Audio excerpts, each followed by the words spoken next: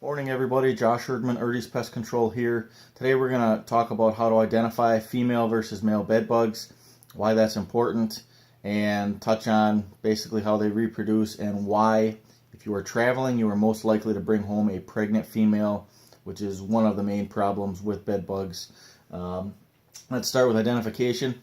So if you look at the shape of the bed bugs, you can see this one is rounded and this one is pointed. Anyone want to take a guess as far as which is the male and which is the female? Well, if you guess the pointed one is the male, you are correct. The rounded one is the female.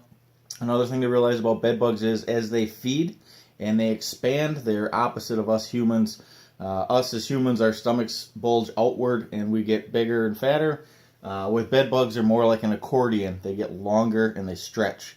Now on the bottom side of a female bed bug, there are plates basically that look like my fingers. As they eat, these plates spread apart, and what that does is it releases a pheromone that tells the male bed bug that, hey, let's get over there and get a little action, I guess. And so they basically attack the female. They use the sharp pointed part of their rear end to pierce and impregnate the female bed bug. She gets tired of this very, very quickly and decides to run. So she's fleeing the scene. Essentially, she's going to climb into your clothing. She's going to climb into your luggage. Stuff, you know, they go places they typically wouldn't go because they're trying to get away from what's going on.